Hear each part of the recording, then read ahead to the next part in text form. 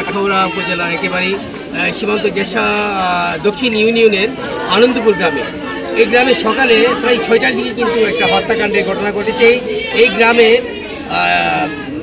তাদের পরিবারের বিভিন্ন লোকের সাথে কথা বলেছি, তাদের সাথে কথা বলে যতদূর আমি জানতে পেরেছি যে পারিবারিক কলহের বা জায়গা সম্পত্তি সংক্রান্ত ঘটনায় কিন্তু এই হত্যাকাণ্ডের ঘটনা ঘটে থাকতে পারে বলে ধারণা করছেন পুলিশ এবং পরিবারের তাদের যে হত্যাকাণ্ডের শিকার ভিকটিম, এই ভিকটিমের পরিবার, তার স্বামী মিজানুর রহমানের সাথে আমি কথা বলেছি, তার সন্তান সিয়ামের সাথে, সিয়ামের বয়স 19 বছর, তার সাথে আমি কথা বলেছি।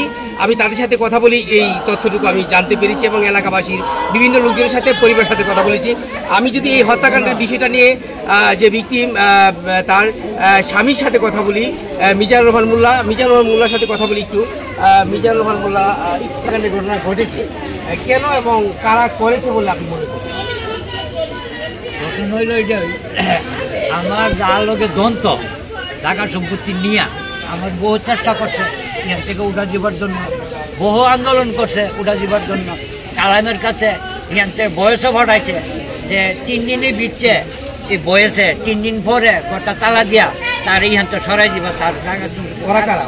ওইটা হইল এমদাদুল্লে পালাইছে কালামের কাছে বয়স। এমদাদ একতরই কইছে যে বেটা কালামের কাছে একতরই কইছে যে আমি বয়স ছড়াইছি, তুমি মিজানের বউরে কয়ে দাও যে 2 দিনের ভিতরে বাড়ি ছাইড়া দিয়া তার মাল সামানালে এখানতে যাইতাম। তখন আমি কালামটা বেছি না, জায়গা যখন আছে আমি তাও নিয়ে যাইতাম।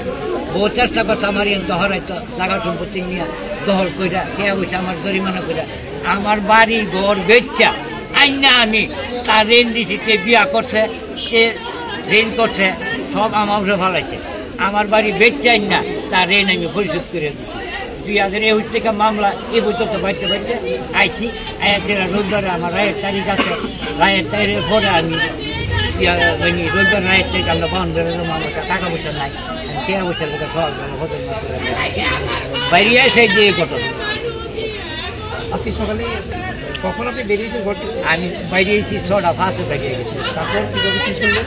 একবারে আমি গেছি গিয়ে ফজর নাচ করে জাজিরপুর, আমার লোকে মাস্টার সাহেব ছিল, রংপুর স্কুলের মাস্টার সাহেবের লইয়া জাজিরপুর থেকে এখানে চা খাইছি, খাইয়া রোয়ানা দিছি। আব্দুল হাসিমের উদ্যোনী গেছে, গিয়া করছে যে তুমি জিহানা আডো বলি কিটা তোমার বউর যে কুবাই রেখে হিয়ানে এই মাস্টারে ভালাই যা 2টা আইছি আইয়াছে যে ঘটনা। তো আমি একজন এই গ্রামের একজন সাধারণ মানুষকে আমি যদি এই বিষয়টা সুন্দর আছে বলে এই মিজান যে মহিলার স্বামী ওই কথা বলে গেছে, এই বিষয়টা কি একটু জানো? বিষয়টা হচ্ছে এরা ভাই আর বোন, সে হচ্ছে তার বোনের জামাই, মামাতো বোনের জামাই, আর এই খালাতো বোনের জামাই। তো সে হইলে আমার ভাগিনা, আমার ভাতিজি বিয়ে করছে। তো সেই হিসাবে সে পাকিস্তান থেকে এখানে আসে, অতি আপনজনের মতোই থাকে। এদের মধ্যে যে জায়গা সম্পত্তি নিয়ে যে বিরোধ মামলা মোকদ্দমা হয়েছে, এটা এই পারিবারিকভাবে নিষ্পত্তি করার জন্য মেম্বার চেয়ারম্যান থেকে শুরু করে গণ্যমান্য ব্যক্তির উপর সবাই চেষ্টা করছে। তো এটা এখনো চলমান আছে। তো আমরা তার আত্মীয় হিসাবে আমরা তো এটা হতবাক যে এইভাবে নৃশংসভাবে তার নিজ ঘরে যে সকালের ফজরের পরে এইভাবে তার এইভাবে এই অতর্কিতভাবে আক্রমণ করে তাকে হত্যা করা হবে, এটা আমরা কোনো সময় কল্পনা করি নাই, ভাবি নাই। তো সে তো আমাদের অনেক আদরের ভাগ্নি, বড় ভাগ্নি, তার বয়সও প্রায় 60 বছর। তো আজকে এই ঘটনার অবতারণা হয়েছে, সবটাই আমি দেখতেছি যে রহস্যের আবৃতে ঢাকা।